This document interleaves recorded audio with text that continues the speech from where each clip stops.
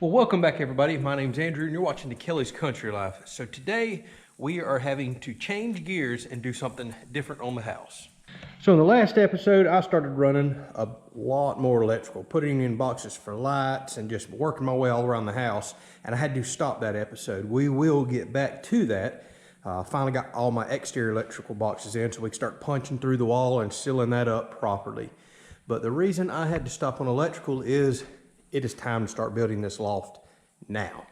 So I've got all the lumber sitting outside that should cover the loft. And the reason that we're gonna have to jump into that now is I have done met with 2 AC people, and between both of them, although I'm still waiting on quotes and things like that, I think we've developed a plan. Actually, I already know the person I'm gonna go with unless I get some astronomical quote.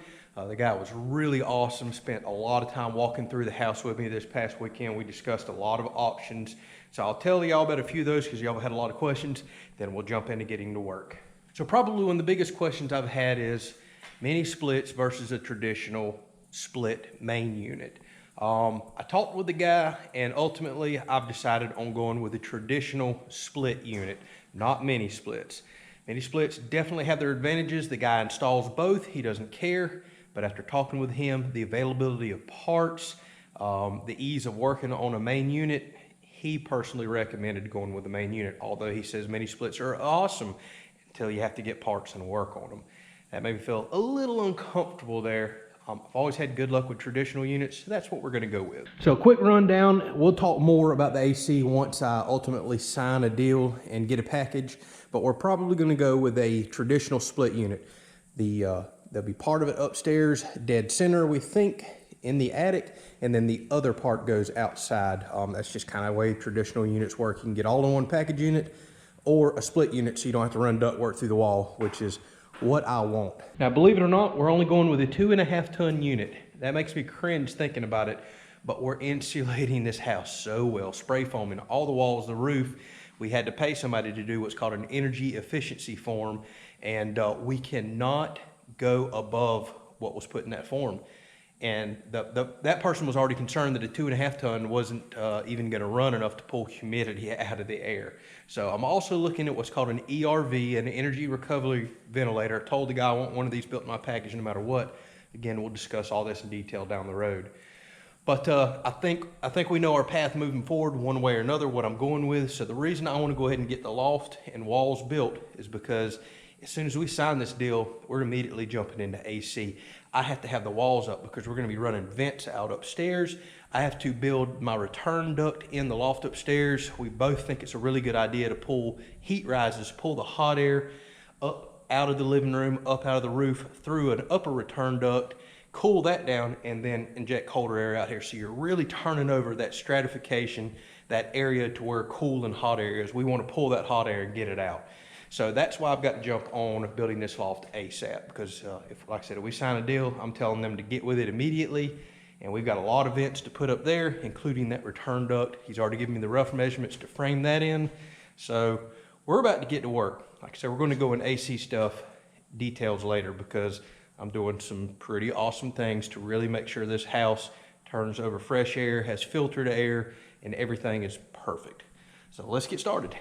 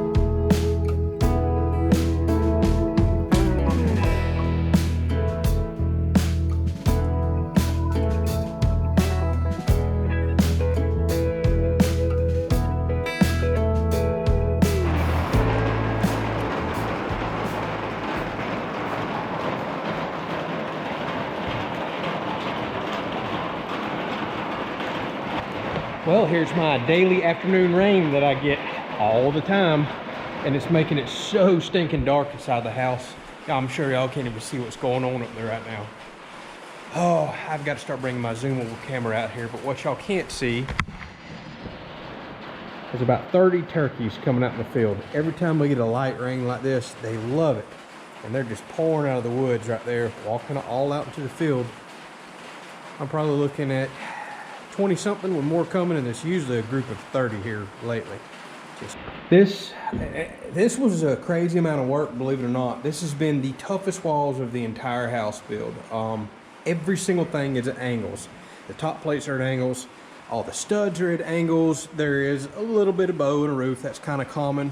I've been filling in around all the trusses right here with scrap lumber.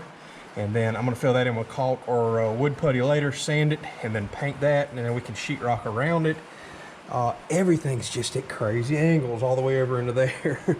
So, yeah, this is all I got done today, along with some boards up here. And now you can see the actual room. So I have started over here, got more boards up top, and about to start putting my studs in. So here is the room. It wound up being huge, all the way over to that wall. It's going to be 17 foot 8 inches open span right here. And then as you can see, I'm starting to work in a wall right here. Now next episode, we're going to put a cut down door in here. We're not going to install the door right now, but we're going to go ahead and frame out for a standard 32-inch door, and I'll cut a couple feet off the bottom, as well as probably over in this corner, since the AC, split AC is going to be somewhere back there, I need to put a 20 by 20 return duct in.